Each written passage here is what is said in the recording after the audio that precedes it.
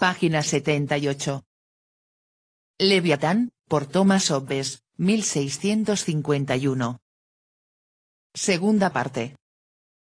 Del Estado. Capítulo 19. De las diversas especies de gobierno por institución y de la sucesión en el poder soberano. Las formas diferentes de gobierno son solo tres. La diferencia de gobiernos consiste en la diferencia del soberano o de la persona representativa de todos y cada uno en la multitud. Ahora bien, como la soberanía reside en un hombre o en la asamblea de más de uno, y como en esta asamblea puede ocurrir que todos tengan derecho a formar parte de ella, o no todos sino algunos hombres distinguidos de los demás, es manifiesto que pueden existir tres clases de gobierno. Porque el representante debe ser por necesidad o una persona o varias, en este último caso es la asamblea de todos o la de solo una parte. Cuando el representante es un hombre, entonces el gobierno es una monarquía. Cuando lo es una asamblea de todos cuantos quieren concurrir a ella, tenemos una democracia o gobierno popular. Cuando la asamblea es de una parte solamente, entonces se denomina aristocracia. No puede existir otro género de gobierno, porque necesariamente uno, o más o todos deben tener el poder soberano, que como he mostrado ya, es indivisible. Tiranía y oligarquía no son sino nombres distintos de monarquía y aristocracia. Existen otras denominaciones de gobierno, en las historias y libros de política, tales son, por ejemplo, la tiranía y la oligarquía. Pero estos no son nombres de otras formas de gobierno, sino de las mismas formas mal interpretadas. En efecto, quienes están descontentos bajo la monarquía la denominan tiranía, a quienes les desagrada la aristocracia la llaman oligarquía igualmente, quienes se encuentran agraviados bajo una democracia la llaman anarquía, que significa falta de gobierno. Pero yo me imagino que nadie cree que la falta de gobierno sea una especie de gobierno ni, por la misma razón, puede creerse que el gobierno es de una clase cuando agrada, y de otra cuando los súbditos están disconformes con él o son oprimidos por los gobernantes. Representantes subordinados, peligrosos. Es manifiesto que cuando los hombres están en absoluta libertad pueden, si gustan, dar autoridad a uno para representarlos a todos, lo mismo que pueden otorgar, también, esa autoridad a una asamblea de hombres cualesquiera. En consecuencia, pueden someterse, si lo consideran oportuno, a un monarca, de modo tan absoluto como a cualquier otro representante. Por esta razón, una vez que se ha erigido un poder soberano, no puede existir otro representante del mismo pueblo, sino solamente para ciertos fines particulares, delimitados por el soberano. Lo contrario sería instituir dos soberanos, y que cada hombre tuviera su persona representada por dos actores que al oponerse entre sí, necesariamente dividirían un poder que es indivisible. Si los hombres quieren vivir en paz, ello situaría la multitud en condición de guerra, contrariamente al fin por el cual se ha instituido toda soberanía. Por esta razón es absurdo que si una asamblea soberana invita al pueblo de sus dominios para que envíe sus representantes, con facultades para dar a conocer sus opiniones o deseos, haya de considerar a tales diputados, más bien que a la asamblea misma, como representantes absolutos del pueblo, e igualmente absurdo resulta con referencia a una monarquía. No me explico cómo una verdad tan evidente sea, en definitiva, tan poco observada, que en una monarquía quien detentaba la soberanía por una descendencia de 600 años, era solamente llamado soberano, poseía el título de majestad de cada uno de sus súbditos, y era incuestionablemente considerado por ellos como su rey. Nunca fuera, sin embargo, considerado como representante suyo. Esta denominación se utilizaba, sin réplica alguna, como título peculiar de aquellos hombres que, por mandato del soberano, eran enviados por el pueblo para presentar sus peticiones y darle su opinión, si es que el soberano lo permitía. Esto puede servir de advertencia para que quienes son los verdaderos y absolutos representantes de un pueblo, instruyan a los hombres en la naturaleza de ese cargo, y tengan en cuenta cómo admiten otra representación general en una ocasión cualquiera, si piensan responder a la confianza que se ha depositado en ellos. Comparación entre monarquía y asambleas soberanas. La diferencia entre estos tres géneros de gobierno no consiste en la diferencia de poder, sino en la diferencia de conveniencia o aptitud para producir la paz y seguridad del pueblo, fin para el cual fueron instituidos.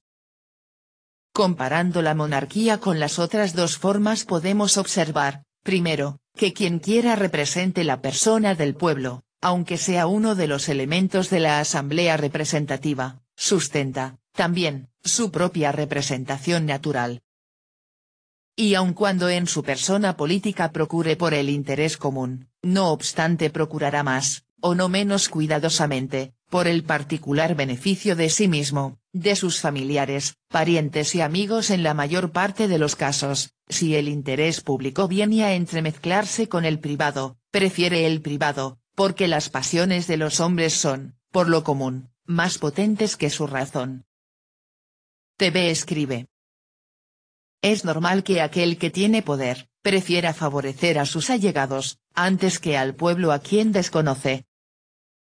De ello se sigue que donde el interés público y el privado aparecen más íntimamente unidos, se halla más avanzado el interés público. Ahora bien, en la monarquía, el interés privado coincide con el público. La riqueza, el poder y el honor de un monarca descansan solamente sobre la riqueza, el poder y la reputación de sus súbditos.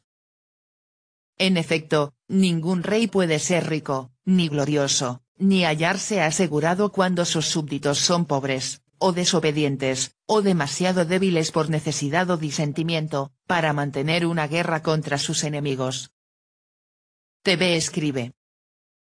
Un pueblo desnutrido, ignorante y desorganizado, solo puede terminar siendo siervo o esclavo de reinos más avanzados.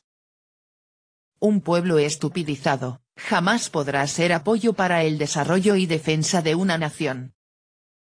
Un rey débil que dirige a un pueblo de hambreados y famélicos, corre el peligro de ser depuesto o vencido por un rey vecino, y de este modo perder reino, dinastía y hasta la vida.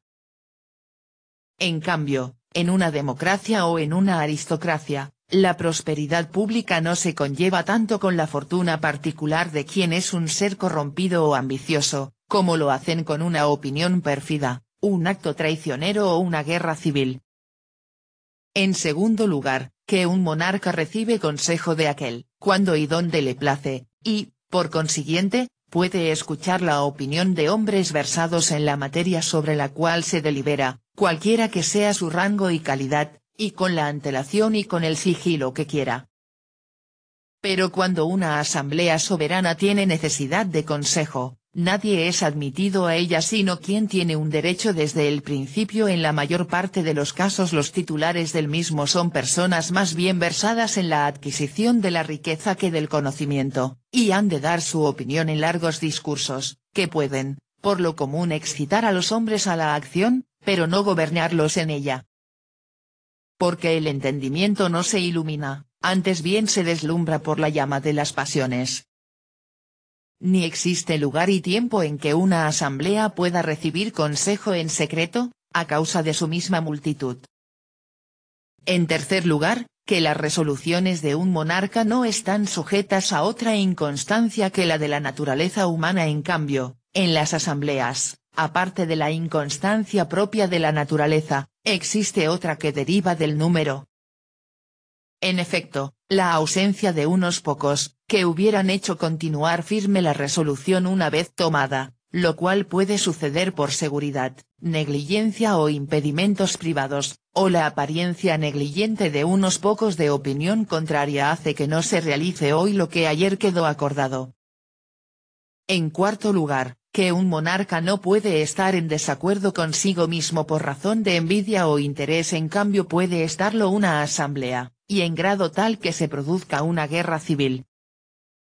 En quinto lugar, que en la monarquía existe el inconveniente de que cualquier súbdito puede ser privado de cuanto posee, por el poder de un solo hombre, para enriquecer a un favorito o adulador. Confieso que es, un grave e inevitable inconveniente. Pero lo mismo puede ocurrir muy bien cuando el poder soberano reside en una asamblea, porque su poder es el mismo, y sus miembros están tan sujetos al mal consejo y a ser seducidos por los oradores, como un monarca por quienes lo adulan, y al convertirse unos en aduladores de otros, van sirviendo mutuamente su codicia y su ambición. Y mientras que los favoritos de los monarcas son pocos, y no tienen que aventajar sino a los de su propio linaje, los favoritos de una asamblea son muchos, y sus allegados mucho más numerosos que los de cualquier monarca. Además, no hay favorito de un monarca que no pueda del mismo modo socorrer a sus amigos y dañar a sus enemigos, mientras que los oradores, es decir, los favoritos de las asambleas soberanas, aunque piensan que tienen gran poder para dañar, tienen poco para defender. Porque para acusar hace falta menos elocuencia, esto va en la naturaleza humana, que para excusar y la condena más se parece a la justicia que la absolución.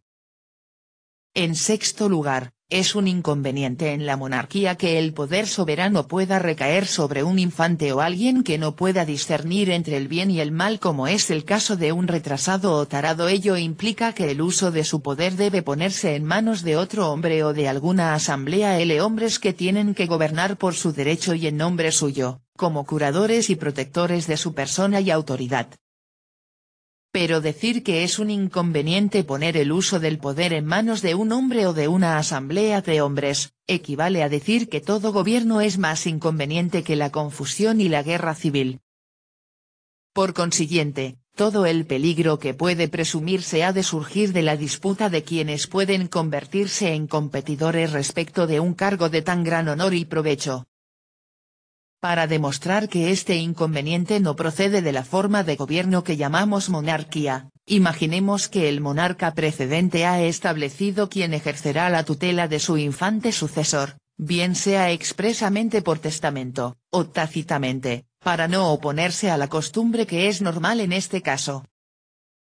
Entonces el inconveniente, si ocurre, debe atribuirse no ya a la monarquía, sino a la ambición e injusticia de los súbditos, que es la misma en todas las formas de gobierno en que el pueblo no está bien instruido en sus deberes y en los derechos de la soberanía. O bien el monarca precedente no ha tomado disposiciones para esa tutela, y entonces la ley de naturaleza ha provisto la norma suficiente, de que la tutela debe corresponder a quien por naturaleza tiene más interés en conservar la autoridad del infante, y a quien menos beneficio puede derivar de su muerte o menoscabo. En efecto, si consideramos que cada persona persigue por naturaleza su propio beneficio y exaltación, poner un infante en manos de quienes pueden exaltarse a sí mismos por la anulación o daño del niño, no es tutela sino traición. Así que cuando se ha provisto de modo suficiente contra toda justa querella respecto al gobierno durante una minoría de edad, si se produce alguna disputa que da lugar a la perturbación de la paz pública, no debe atribuirse a la forma de monarquía, sino a la ambición de los súbditos y a la ignorancia de su deber. Por otra parte, no existe un gran Estado cuya soberanía resida en una gran asamblea, que en las consultas relativas a la paz y la guerra, y en la promulgación de las leyes, no se encuentre en la misma condición que si el gobierno estuviera en manos de un niño. En efecto, del mismo modo que un niño carece de juicio para disentir del consejo que se le da, y necesita en consecuencia, tomar la opinión de aquel o de aquellos a quienes está confiado, así una asamblea carece de la libertad para disentir del consejo de la mayoría, sea bueno o malo. Y del mismo modo que un niño tiene necesidad de un tutor o protector, que defienda su persona y su autoridad, así también, en los grandes estados, la Asamblea Soberana, en todos los grandes peligros y perturbaciones, tiene necesidad de custodes libertatis, es decir, de dictadores o protectores de su autoridad, que vienen a ser como monarcas temporales a quienes por un tiempo se les confiere el total ejercicio de su poder y, al término de ese tiempo, suelen ser privados de dicho poder con más frecuencia que los reyes infantes, por sus protectores, regentes u otros tutores cualesquiera. Aunque las formas de soberanía no sean, como he indicado, más que tres, a saber, monarquía, donde la ejerce una persona. Democracia, donde reside en la Asamblea General de los súbditos, o aristocracia, en que es detentada por una asamblea nombrada por personas determinadas, o distinguidas de otro modo de los demás, quien haya de considerar los estados que en particular han existido y existen en el mundo, acaso no pueda reducirlas cómodamente a tres, y propenda a pensar que hay otras formas resultantes de la mezcla de aquellas. Por ejemplo, monarquías electivas, en las que los reyes tienen entre sus manos el poder soberano durante algún tiempo o reinos en los que el rey tiene un poder limitado, no obstante, lo cual la mayoría de los escritores llaman monarquías a esos gobiernos. Análogamente, si un gobierno popular o aristocrático sojuzga un país enemigo, y lo gobierna con un presidente procurador u otro magistrado, puede parecer, acaso, a primera vista, que sea un gobierno democrático o aristocrático, pero no es así. Porque los reyes electivos no son soberanos, sino ministros del soberano, ni los reyes con poder limitado son soberanos, sino ministros de quienes tienen el soberano poder. Ni las provincias que están sujetas a una democracia o aristocracia de otro estado, democrática o aristocráticamente gobernado, están regidas monárquicamente. En primer término, por lo que concierne al monarca electivo, cuyo poder está limitado a la duración de su existencia, como ocurre en diversos lugares de la cristiandad, actualmente, o durante ciertos años o meses, como el poder de los dictadores entre los romanos, si tiene derecho a designar su sucesor, no es ya electivo, sino hereditario. Pero si no tiene poder para elegir su sucesor, entonces existe otro hombre o asamblea que, a la muerte del soberano, puede elegir uno nuevo, o bien el Estado muere y se disuelve con él, y vuelve a la condición de guerra.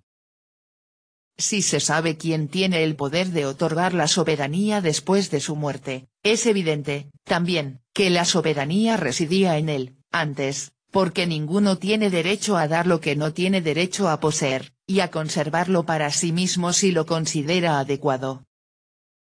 Pero si no hay nadie que pueda dar la soberanía, al morir aquel que fue inicialmente elegido, entonces, si tiene poder, está obligado por la ley de naturaleza a la provisión, estableciendo su sucesor, para evitar que quienes han confiado en él para el gobierno recaigan en la miserable condición de la guerra civil.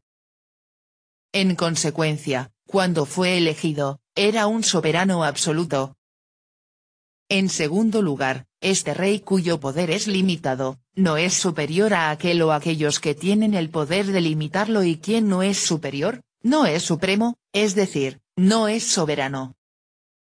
Por consiguiente, la soberanía residía siempre en aquella asamblea que tenía derecho a limitarlo, y como consecuencia el gobierno no era monarquía, sino democracia o aristocracia, como en los viejos tiempos de Esparta, cuando los reyes tenían el privilegio de mandar sus ejércitos, pero la soberanía se encontraba en los éforos.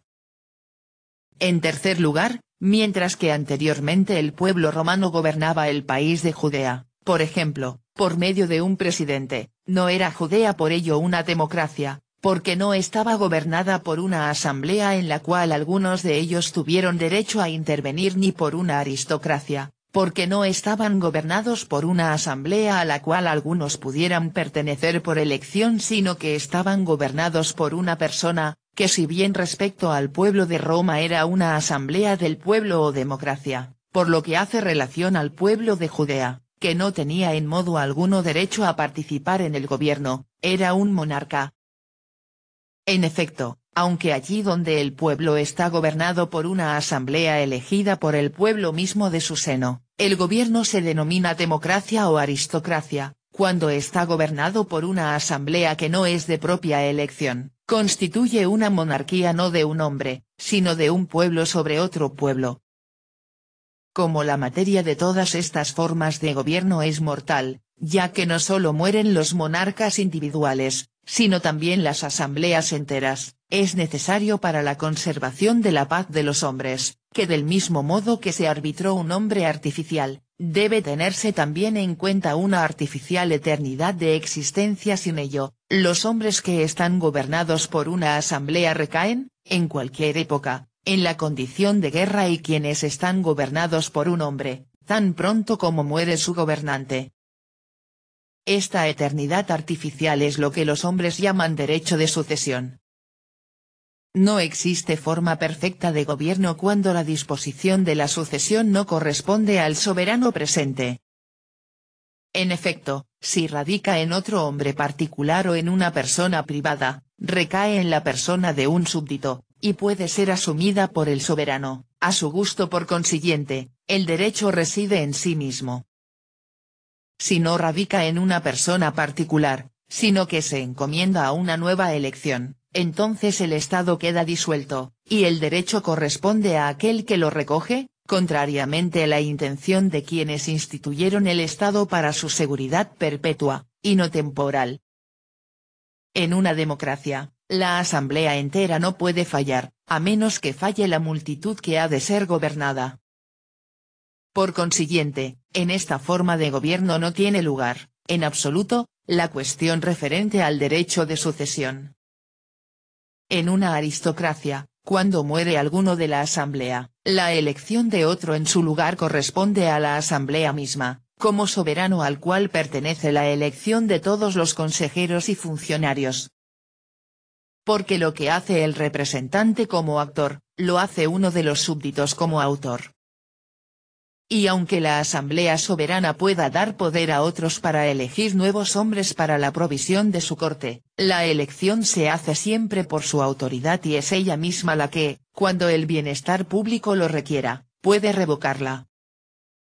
El monarca presente tiene derecho a disponer de la sucesión. La mayor dificultad respecto al derecho de sucesión radica en la monarquía. La dificultad surge del hecho de que a primera vista no es manifiesto quién ha de designar al sucesor, ni en muchos casos quién es la persona a la que ha designado. En ambas circunstancias se requiere un raciocinio más preciso que el que cada persona tiene por costumbre usar. En cuanto a la cuestión de quién debe designar el sucesor de un monarca que tiene autoridad soberana, es decir, quién debe determinar el derecho hereditario, porque los reyes y príncipes electivos no tienen su poder soberano en propiedad, sino en uso solamente, tenemos que considerar que bien el que posee la soberanía tiene derecho a disponer de la sucesión, o bien este derecho recae de nuevo en la multitud desintegrada. Porque la muerte de quien tiene el poder soberano deja a la multitud sin soberano, en absoluto, es decir, sin representante alguno sin el cual pueda estar unida, y ser capaz de realizar una mera acción. Son, por tanto, incapaces de elegir un nuevo monarca, teniendo cada hombre igual derecho a someterse a quien considere más capaz de protegerlo o, si puede, a protegerse a sí mismo con su propia espada, lo cual es un retorno a la confusión y a la condición de guerra de todos contra todos, contrariamente al fin para el cual tuvo la monarquía su primera institución. En consecuencia, es manifiesto que por la institución de la monarquía, la designación del sucesor se deja siempre al juicio y voluntad de quien actualmente la detenta. En cuanto a la cuestión, que a veces puede surgir, respecto a quien ha designado el monarca en posesión para la sucesión y herencia de su poder, ello se determina por sus palabras expresas y testamento, o por cualesquiera signos tácitos suficientes. Sucesión establecida por palabras expresas. Por palabras expresas o testamento, cuando se declara por él durante su vida, viva voce, o por escrito, como los primeros emperadores de Roma declaraban quiénes habían de ser sus herederos. Porque la palabra heredero no implica simplemente los hijos o parientes más próximos de un hombre, sino cualquiera persona que, por el procedimiento que sea, declare que quiere tenerlo en su cargo como sucesor. Por consiguiente, si un monarca declara expresamente que un hombre determinado sea su heredero, ya sea de palabra o por escrito, entonces este hombre, inmediatamente después de la muerte de su predecesor, es investido con el derecho de ser monarca. O por no gobernar una costumbre. Ahora bien, cuando falta el testamento o palabras expresas, deben tenerse en cuenta otros signos naturales de la voluntad. Uno que ellos es la costumbre. Por tanto, donde la costumbre es que el más próximo de los parientes suceda de modo absoluto, entonces el pariente más próximo tiene derecho a la sucesión, porque si la voluntad de quien se hallaba en posesión de la soberanía hubiese sido otra, la hubiera podido declarar sin dificultad mientras vivió. Y análogamente, donde es costumbre que suceda el más próximo de los parientes masculinos, el derecho de sucesión recae en el más próximo de los parientes masculinos, por la misma razón. Así ocurriría también si la costumbre fuera anteponer una hembra, porque cuando un hombre puede rechazar cualquier costumbre con una simple palabra y no lo hace, es una señal evidente de su deseo de que dicha costumbre continúe subsistiendo. O por la presunción de afecto natural. Ahora bien, donde no existe costumbre ni ha precedido el testamento debe comprenderse, primero, que la voluntad del monarca es que el gobierno siga siendo monárquico, ya que ha aprobado este gobierno en sí mismo. Segundo, que un hijo suyo, varón o hembra, sea preferido a los demás. En efecto, se presume que los hombres son más propensos por naturaleza a anteponer sus propios hijos a los hijos de otros hombres y de los propios, más bien a un varón que a una hembra, porque los varones son, naturalmente, más aptos que las mujeres para los actos de valor y de peligro. Tercero, si falla su propio linaje directo, más bien a un hermano que a un extraño. Igualmente se prefiere al más cercano en sangre que al más remoto, porque siempre se presume que el pariente más próximo es, también, el más cercano en el afecto, siendo evidente, si bien se reflexiona, que un hombre recibe siempre más honor de la grandeza de su más próximo pariente. Disponer de la sucesión, aun para un rey de otra nación, no es ilegítimo. Pero si bien es legítimo para un monarca disponer de la sucesión en términos verbales de contrato o testamento, los hombres pueden objetar, a veces, un gran inconveniente, que pueda vender o donar su derecho a gobernar, a un extraño. Y como los extranjeros, es decir, los hombres que no acostumbran a vivir bajo el mismo gobierno ni a hablar el mismo lenguaje, se subestiman comúnmente unos a otros, ello puede dar lugar a la opresión de sus súbditos, cosa que es, en efecto, un gran inconveniente que no procede necesariamente de la sujeción a un gobierno extranjero, sino de la falta de destreza de los gobernantes que ignoran las verdaderas reglas de la política. Esta es la causa de que los romanos, cuando habían sojuzgado varias naciones, para hacer su gobierno tolerable, trataban de eliminar ese agravio, en cuanto ello se estimaba necesario, dando a veces a naciones enteras, y a veces a hombres preeminentes de cada nación que conquistaban, no solo los privilegios, sino también el nombre de romanos, llevando muchos de ellos al Senado y a puestos prominentes incluso en la ciudad de Roma. Esto es lo que nuestro sapientísimo rey, el rey Jacobo, perseguía, cuando se propuso la unión de los dos reinos de Inglaterra y Escocia. Si hubiera podido obtenerlo, sin duda hubiese evitado las guerras civiles que hacen en la actualidad desgraciados a ambos reinos. No es, pues, hacer al pueblo una injuria, que un monarca disponga de la sucesión, por su voluntad, si bien a veces ha resultado inconveniente por los particulares defectos de los príncipes. Es un buen argumento de la legitimidad de semejante acto el hecho de que cualquier inconveniente que pueda ocurrir si se entrega un reino a un extranjero, puede suceder también cuando tiene lugar un matrimonio con extranjeros, puesto que el derecho de sucesión puede recaer sobre ellos. Sin embargo, esto se considera legítimo por todos. Página 82.